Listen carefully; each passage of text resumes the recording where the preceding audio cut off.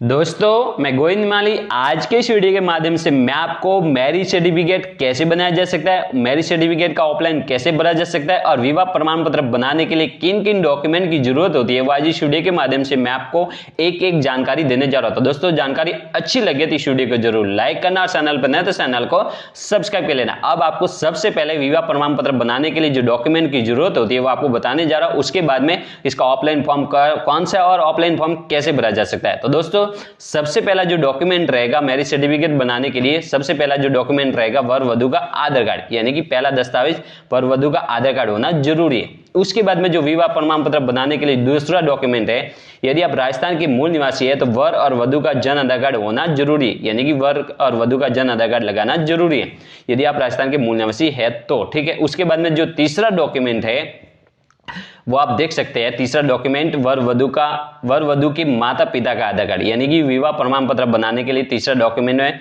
माता पिता का आधार कार्ड। उसके बाद में चौथा डॉक्यूमेंट है वर वधु की किसी एक की पत्रिका इन्विटेशन कार्ड। उसके बाद में पांचवा डॉक्यूमेंट है जो वर वधु का ज्वाइंट फोटो और एक एक पासपोर्ट साइज सिंगल फोटो, ठीक है।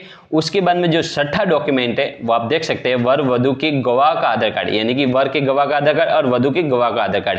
उसके बाद में जो सातवां डॉक्यूमेंट है पंडित जी का आधार कार्ड आपको लगाना जरूरी है। उसके बाद में आपको विवाह प्रमाण पत्र बनाने का जो ऑफलाइन फॉर्म होता है वो कैसे भरते हैं और उसके साथ में जो विवाह प्रमाण पत्र है बनाने का पूरा प्रोसेस क्या है वो आज इस वीडियो के माध्यम से मैं आपको आगे बताने जा रहा हूं। तो सबसे पहले मैं आपको विवाह प्रमाण पत्र का ऑफलाइन फॉर्म कौन सा है और विवाह प्रमाण पत्र बनाने का जो ऑफलाइन फॉर्म है वो कैसे भरता है वो आपको बताया जा रहा है, ठीक है। तो सबसे पहले आप देख सकते हैं विवाह प्रमाण पत्र बनाने का जो ऑफलाइन फॉर्म है वो इस तरह का जो आप वीडियो में देख रहे हैं, ठीक है।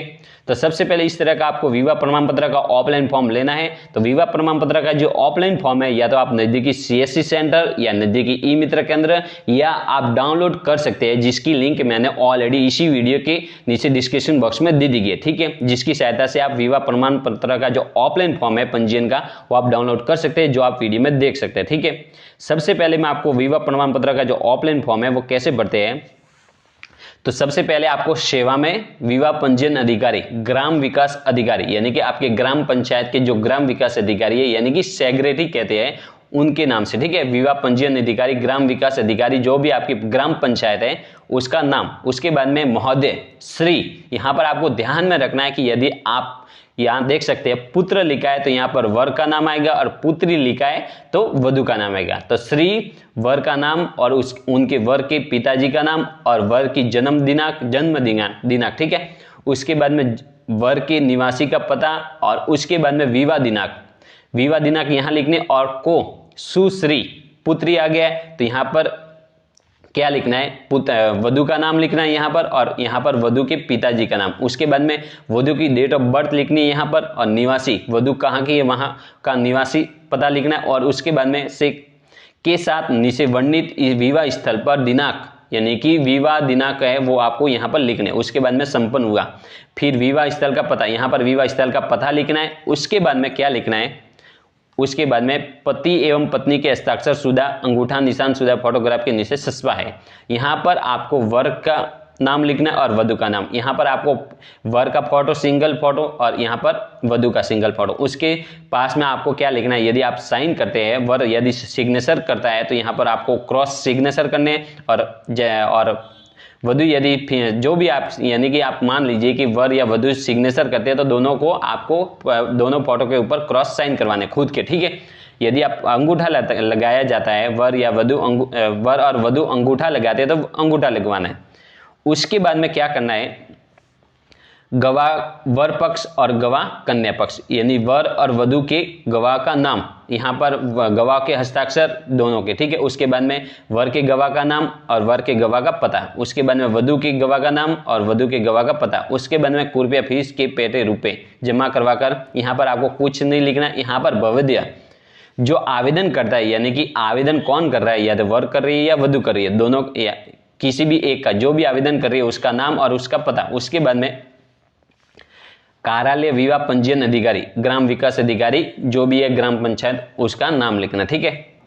तो मान लीजिए कि सबसे पहले यदि आपको विवाह प्रमाण पत्र बनाना है तो ये हमेशा विवाह पंजीयन प्रमाण पत्र वधु के ग्राम पंचायत से ही जारी किया जाएगा, ठीक है। यानी कि वधु के ग्राम पंचायत में आपको ये ऑफलाइन फॉर्म जमा करवाना है।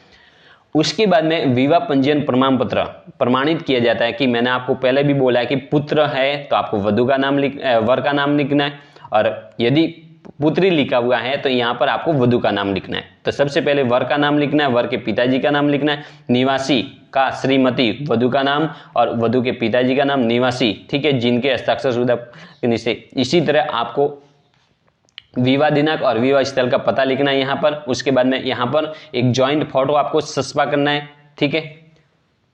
उसके बाद में हस्ताक्षर, पूरा नाम और पंजीयन अधिकारी, यहाँ पर आपको कुछ नहीं लिखना है, यहाँ पर आपको खाली छोड़ना है, ठीक है। उसके बाद में शपथ पत्र, ये वर के द्वारा दी जाने वाली घोषणा यानी कि वर के नाम से भरा जाएगा।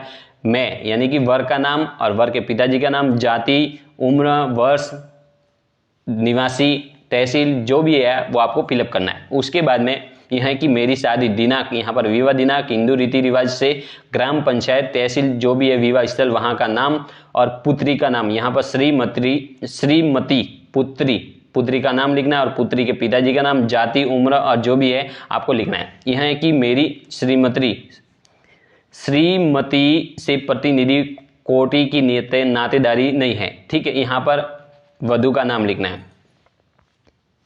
यह है कि शादी के बाद से ही हम दोनों साथ साथ बतौर पति पत्नी स्थायी रूप से ग्राम यानी कि कौन से गांव में रहते वहां का नाम लिखना है, ठीक है। उसके बाद में यहाँ पर वर के सिग्नेचर आएंगे, ठीक है, यानी कि जो शपथ ग्रहीता है वर है तो वर का नाम, वर के सिग्नेचर आएंगे, यदि वधु है तो वधु, ठीक है। तो सबसे पहले यहाँ पर आपको देखना है कि यहाँ पर क्या लिखा हुआ है, वर द्वारा किए जाने वाली घोषणा, तो वर के द्वारा यहाँ पर की जाएगी घोषणा। उसके बाद में इसी तरह वधु के द्वारा भरा जाएगा, यहाँ पर पुत्री लिखा है तो आपको क्या लिखना है, वधु का नाम, और इसी तरह जो आपने वर का शपथ पत्र पढ़ा है उसी तरह आपको यह पढ़ना है, ठीक है। उसके बाद में वधु के यहाँ पर सिग्नेचर होंगे और जो वर का शपथ पत्र वहाँ वर के सिग्नेचर होंगे, ठीक है।